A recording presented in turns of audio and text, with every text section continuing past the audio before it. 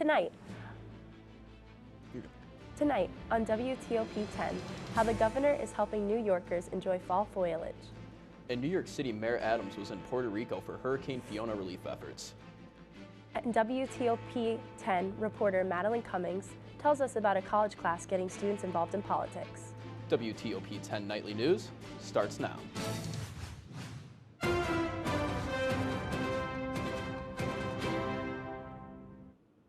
Good evening, and welcome to WTOP 10 Nightly News. I'm Jolie Santiago. And I'm Kyle Spizak.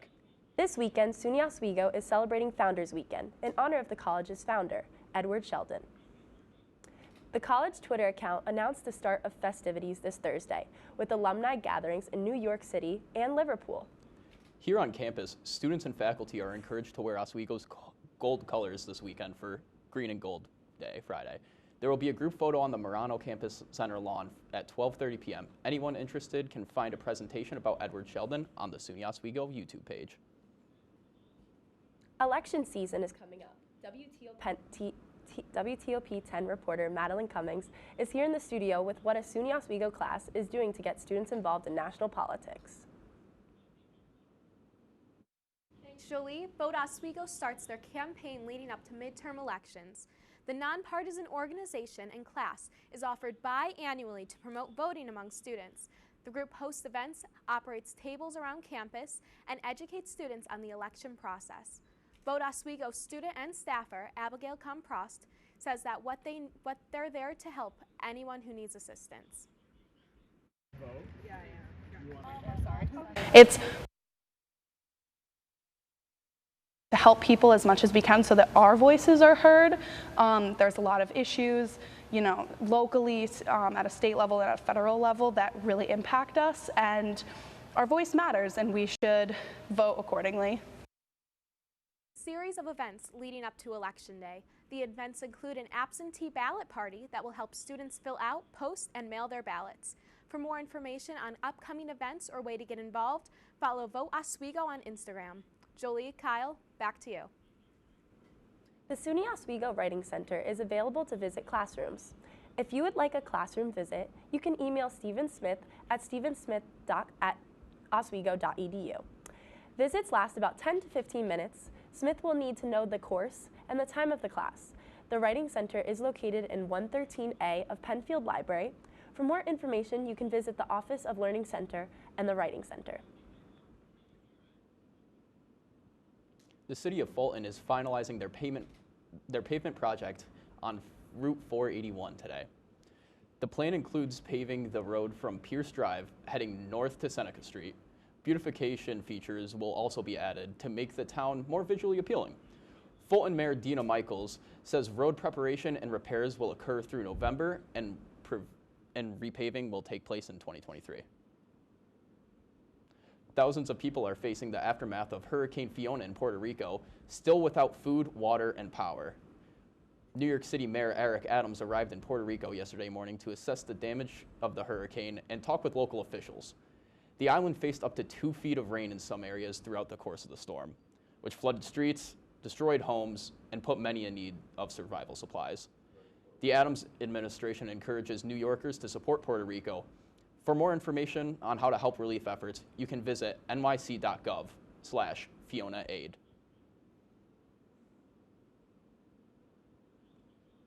Governor Hochul says she will take action to crack down on unemployment insurance fraud. This announcement comes after the New York State Department of Labor investigation found more than $11 million in fraudulent unemployment insurance payments. The Department of Labor used a new fraud detection technology to pinpoint the date's employment. Now the department is looking to uncover $110 million in stolen benefits this year. Governor Hochul says the state seeks repayment for misused benefits, and non-payments will be turned over to the state law enforcement. The colorful fall of upstate New York is just a few weeks away, and so are some changes for visitors. Free shuttles will now be offered for people visiting the Adirondacks, traveling to take in the seasonal wonder. Governor Kathy Hochul has put this plan into place, saying that New Yorkers deserve to admire the beautiful scenery in a safe and convenient way. The free shuttles are a part of Hochul's $400 million environmental fund in which $8 million are directed to the Adirondack and Catskill Mountains. Shuttles will run the first 2 weekends of October from the Frontier Town Gateway to the Giant Mountain, Roaring Brooks Falls, Rooster Combe Trailheads, and the Marcy Field parking area. Beautiful fall foliage in the Adirondacks, but when we can expect some of that in Oswego? Storm Team 10 Assistant Chief Meteorologist Nick Casano is here. Nick, what can you tell us about the weather coming up this week? Thanks, Julie. So we're going to be expecting a couple of rainy days next few days. Nothing that bad, but make sure you know that there is going to be a flood watch issued by the National Weather Service all day tomorrow in the Oswego County, especially the northern Oswego counties. And I say here, Tuesday, there's going to be thunderstorms, which is tomorrow, so make sure you pay out for that. And of course, we're going to be talking about Tropical Storm Ian, which is raging up the Gulf of Mexico. But first, let's go back to the desk. Coming up later tonight, fall is here, and so are fall allergies. A health expert has advice on how to keep them at bay. And following the devastating Hurricane Fiona, another hurricane is causing concern, this time in Florida.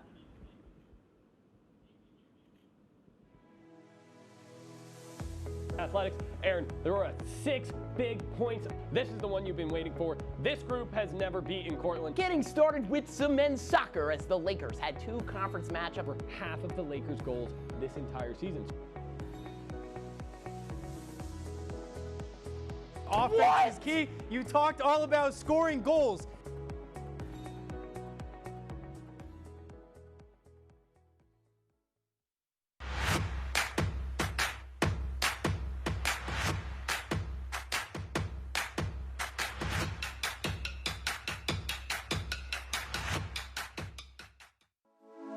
Good evening and welcome to WTOP 10 Nightly News. For the governor race with a strong lead, former Governor Andrew Cuomo is... Barlow announced the completion of a large building mural in downtown Oswego. The renovations on the Hewitt Union Building, turning it into the new Hewitt Hall. And as we move into tomorrow, that rain is going to be in our area. Moving to the Diamond now, as Sweet Caroline got a lot sweeter last night.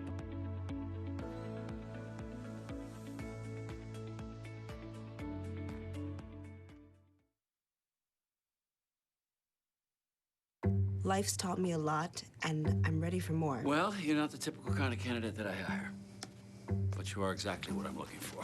Your company could be missing out on the candidates it needs most. Learn how to find a great pool of untapped talent at gradsoflife.org.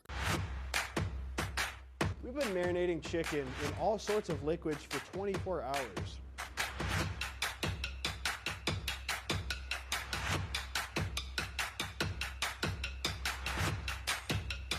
These are vitamins and minerals and things that you need, nutrients.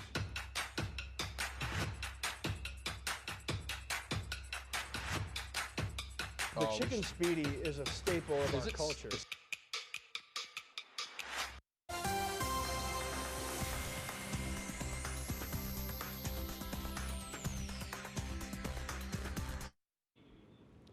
Good evening. I'm Storm 10 meteorologist Nick Casano, and I'm here to talk about the Hurricane Ian that's roaring up the coast. So if you look over here, my bad. If you look over here, you can kind of see the path that the National Weather Service has issued, which is coming from down here where it started and originated, down in the tip of South America.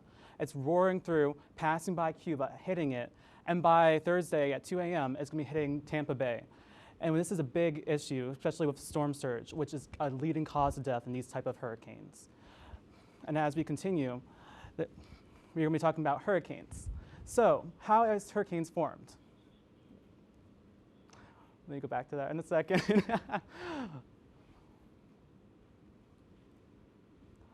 Okay. So, we're going to be talking about overnight. So we're talking about at 9 p.m. It's going to be, raining right now, a little drizzly, 52 degrees. 2 a.m. It's going to be cloudy, 52 degrees still. And 7 a.m. When the kids are getting up to go to school, it's going to be cloudy, but it's going to be 57. So you can kind of wear a sweater, and it shouldn't be raining yet. But as we continue to tomorrow, you'll be seeing that the temperature is going to be 62 degrees high, and there's going to be some thunder, some rain, so make sure you bring those rain jackets, bring those umbrellas, but make sure the umbrellas are really good because there's going to be winds of west 10 to 15 miles per hour. Now, if we go back, let's talk a little bit more about some hurricanes. So, hurricanes, how are they formed? Well, they are formed by unstable air, which raises up into the atmosphere. It cools with the height. This will lead to convection, vertical motion, and clouds, which is going to be bringing all these thunderstorms. Moist layers are about 15,000 feet and are necessary for continued thunderstorm activity. The velocity of winds must not change significantly with height, so it has to stay right where it is. And then ocean temps must be above 80 degrees to supply the energy to the storms. If it's below, it'll kill it, but since it's in the Gulf of Mexico, there's a lot of warm heat. And as we continue on, you can see it's going to be kind of like doing its trajectory. It started out as a tropical depression, which is that thing I was talking about earlier about how it started off South America, the tip. It started as a tropical depression, which we call the red X, which is the red X of death sometimes. So it's organized clouds and thunderstorms circulating with winds with less than 38 miles per hour, which is a lot of wind. And as it continues, it grows into a hurricane, which will be going from 39 to 73, and then after that, it'll be going to 73 / more. So now, if you continue, we can talk about the 7-day forecast. In just a little second, there we go. So it's going to be 62 tomorrow, highs, 52 lows, thunderstorms. Wednesdays, 58 high, 47 lows, chance of showers. The rest of the week, it's going to be clear, sunny, mostly sunny with 66 as a high on Saturday. So go out apple picking, go get something, go have fun with family. But now let's go back to the desk. Nick. Thank you, Nick. Down in Florida, the weather is causing a state of emergency. Hurricane Ian is quickly intensifying and is predicted to strike Florida's Gulf Coast with life-threatening force. Onar Powell has the latest from Florida. This could be the storm that we've hoped would never come to our shores. The threat of a force we haven't seen in our lifetime. That's the worry of officials across Florida and national forecasters in Tampa, where the last major hurricane to make a direct strike was over 100 years ago. Floridians up and down the Gulf Coast should feel the impacts of this as up to 36 hours before actual landfall due to the size of the hurricane. This is a really, really big hurricane at this point. The diameter, the width of it's about 500 miles wide. The threat of Hurricane Ian triggering an installation-wide mandatory evacuation on the MacDill Air Force Base and prompting mandatory evacuations in parts of Hillsborough County, where schools are now closed through at least Thursday. Officials aren't mincing words in warning people to act now. Well, you certainly can replace personal possessions. You can't bring anyone back to life. And I think these last couple of years with these superstorms, if that hasn't shown us how devastating Mother Nature can be, Mother Nature always wins. This is nothing to mess around with. If you can leave, just leave now, and we will take care of your personal property. In Jacksonville, Florida, I'm Connor Powell. The National Weather Service says that there is a risk of life-threatening storm surge, hurricane force winds, and heavy rainfall along the west and northwestern Florida by the middle of this week. Officers in SWAT training fired shots at an intruder trying to infiltrate a Chicago police facility. According to officials, the department's SWAT unit was undergoing an active shooter training. During the training, the intruder climbed 5 stories of the Chicago police facility, grabbed a gun, and pointed it at an officer. Police Superintendent David Brown says the intruder sustained non-life-threatening injuries and he was taken to the hospital. One officer also sustained a sprained ankle. Italy's most far-right party wins the general elections, setting Giorgia Meloni on track to become the most far-right prime minister since Benito Mussolini. Meloni shared this picture on social media claiming victory. Meloni's party, called Brothers of Italy, is set to gather a majority coalition in the parliament. This will make Meloni's Italy's first female prime minister. Meloni's campaign was based on ultra-conservative values, anti-immigration, and nationalism. Iran accuses Western leaders of trying to violate its sovereignty. Iran has condemned Western leaders for supporting protesters angry over the death of Mahsa Amini, who was detained by Iran's morality police. Amani died after being detained by the country's morality police for violating the country's conservative dress code. The death of the 22-year-old has triggered anti-government protests across Iran and across the world. Iran is facing severe international backlash over its use of force against the anti-government protesters. Later tonight, fall is here, and so are the fall allergies. An expert has advice on how to stay healthy. And big changes in Canada's COVID-19 regulations. We've been marinating chicken in all sorts of liquids for 24 hours.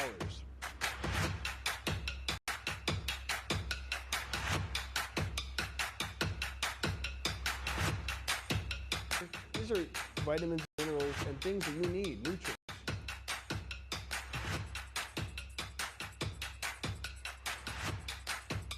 The chicken speedy is a staple of our culture.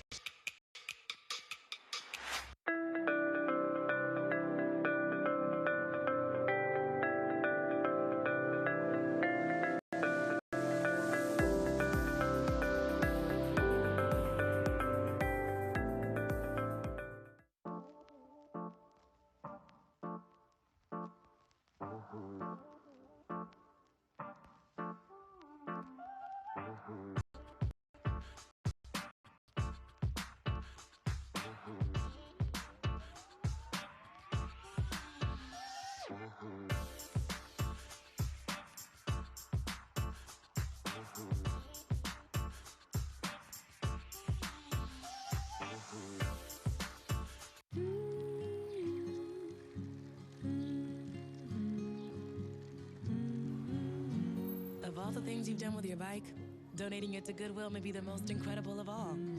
Goodwill. Donate stuff, create jobs.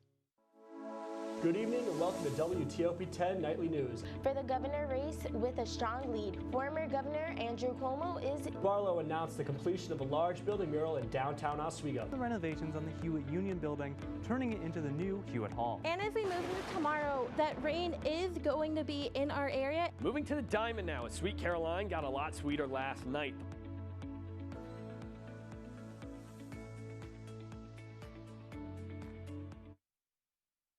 WTOP 10 Nightly News. This is your Consumer and Health Report. Americans are expected to pay an average of 17% more for heat this year compared to last winter. Those who use natural gas to heat their homes are facing a 34% price hike this season. The cost of electric heat is expected to go up as well to combat the rising prices. The Biden administration is asking Congress for additional funding to help low-income families stay warm this winter. The feud between Elon Musk and Twitter is in a new phase. Lawyers are questioning Musk about his scrapped deal to purchase the company earlier this year, a process that could take up to 3 days. Musk tried to back out of the $40 billion deal, claiming the social media network was not honest about the number of spam accounts on Twitter. Starting on October 1st, if you are traveling to Canada, you no longer have to show proof of COVID vaccination. The mask mandate on trains and planes will also be lifted. Canada's federal health minister says the restrictions are being lifted because Canada is in a much better position than it was earlier in the pandemic. He also says 82% of the population are protected with 2 vaccine doses. The nonprofit organization Fair Health says drug overdoses continue to rise since the start of the pandemic. The nonprofit says that findings are based off of claims in a medical database. Alcohol was responsible for 52% of cases. Opioids were 21%. According to the CDC, 109,000 people had a fatal overdose. That is up 51% from 2019. Data shows that approximately 60 million people suffer from fall allergies. In today's Health Minute, Mandy Gaither tells us what to recognize about fall allergies and how to deal with them. It's officially fall. That means color-changing leaves, pumpkins, and apple picking, but also seasonal allergies. Patients will think that they have colds, but the thing about these colds are they are every single year. Dr. Sandra Hong, an allergist at Cleveland Clinic, says that's one way to know you're dealing with allergies. You can also tell by common symptoms, including a stuffy or runny nose, itchiness, watery eyes, and sneezing. It happens for more than a couple weeks. It'll go on for seasons at a time. Dealing with allergies may start with your pet, especially if they go outside. you are sleeping with them, you are basically sleeping with some weeds that are outdoors. So I usually ask my patients to keep the pets out of their bedroom, especially during their really big times of the year. Hong says there are 3 ways to ease allergies, including over-the-counter treatments like nasal spray and antihistamines. An allergy shot can help, and Hong says you can also avoid what triggers symptoms. Make sure their windows are closed and don't dry any clothing outside, and make sure that when they come in, they take a shower or they wash their hair if they can to get all of that pollen off of them. If none of this works for you, Hong says go see an allergist because there are other therapies that can be used. For Health Minute, I'm Mandy Gaither. Hong says many people are unaware they are suffering from allergies. But she says being aware and taking actions to help your symptoms can make you feel a lot better. Coming up, we have WTOP 10 sports reporter anchor Alex Brooks here in the studio tonight. Alex, what's going on in Laker sports? Well, Kyle, it was a big weekend in Laker sports as we take trips to Laker Turf and Max Zeal. We see what's happening in New York football, and the Yankees are on the doorstep of a division crown. All this coming up after the break.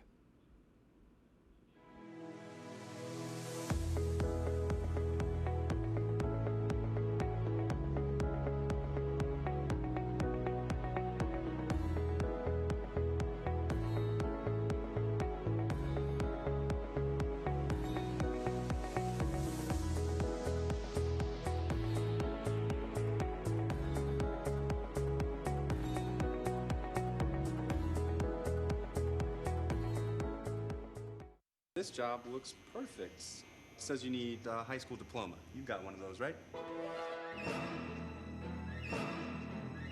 Skip the drama. Get your diploma. I got that. Find free adult education classes at finishyourdiploma.org. Major Discussions is the new show that explores the stories of students right here on campus. I personally came here to SUNY Oswego for the broadcasting program because I love to hear people's stories and to do work just like this.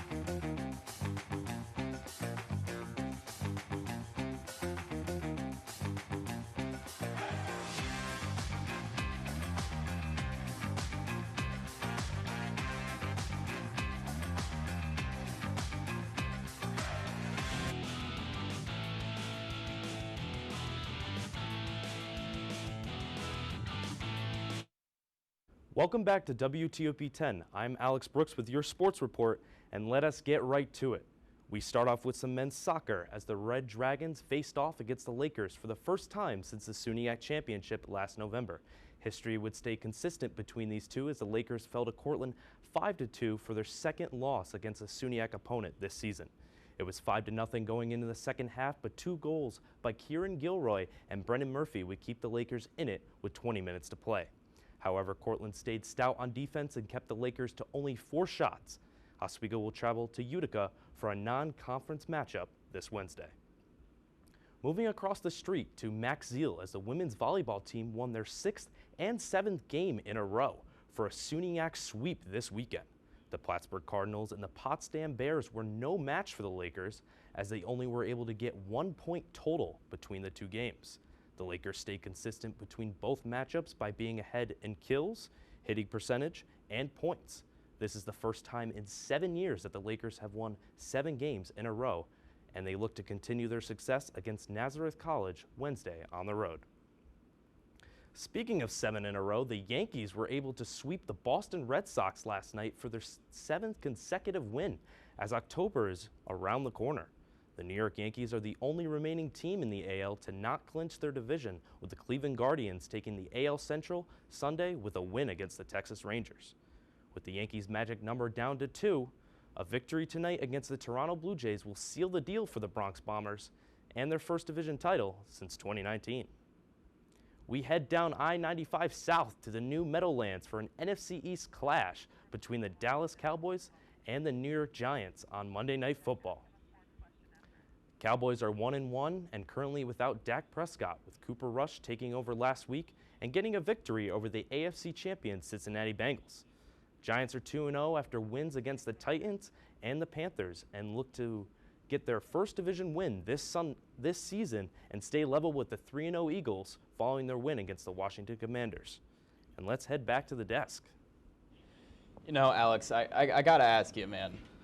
So this Cowboys game tonight, Cooper Rush, Dak Prescott, who's the guy you want and who's the guy you want behind center? And who you got winning this game, Alex? I mean, Cooper Rush, he won against the Bengals. I mean, you got to give it to the hot hand. I know Dak Prescott is injured right now, but you know, you're gonna have to ride with Cooper Rush for all these games. And when Dak comes back, I'm sure Jerry Jones is like, throw Dak in. It does not matter if he is coming in limping. It does not matter. Do you have more faith in Cooper Rush or Daniel Jones tonight? The Giants are 2-0. Cowboys are 1-1. I got to take the New York Giants on this one. That one hurts me. I got to say, Brooks, say. you know me, Patriots fan. I'm a bit of a Giants hater. Well, hurt me a few times in my life in Super Bowls, but yeah. but it's all right. Well, it's all right, yeah. Oh, that's great. So, I mean, it's a great night tonight for some football. So, why not take a check at the weather? Yeah, so right now, as you can see, it's really nice and clear. You know, I'm guessing the parent rain must have passed by, but you know, it's looking at it, I believe it's somewhere on campus. I can't think of it right now. This is the Shipman building, which is the home to, you know, the meteorology department. And it's just, you know, it's just a nice view. I personally love up there. You know, you can look at the observation deck, and you can just see, especially when like those nice lake effect snows come in. But luckily, there's none there right now, so it's really nice. Yeah, no snow for now. We know that does not last long up here, that's for certain. But it's not always a bad thing, because when snow comes up here, you know what else that means? It's hockey season. It means it's Laker hockey season. Yes. Coming up Yes, nice and sir. soon. Everyone knew that. In the next couple of weeks, the Carlton Place exhibition game will be the first matchup for the Lakers. Wow. Should be a nice test to see what they're running with this year, and let's get Jenny. Let's get Jenny. Let's get Jenny. Let's get Jenny. Let's do Thank this. you all for watching tonight. We're WTOP 10 News. Have a fantastic night.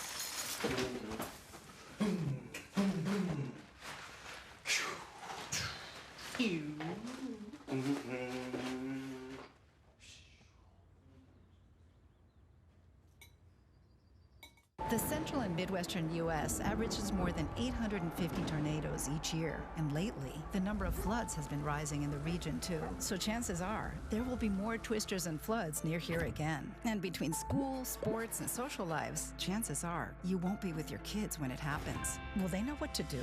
Ready.gov/kids has all the educational tools and information to make the conversation easy.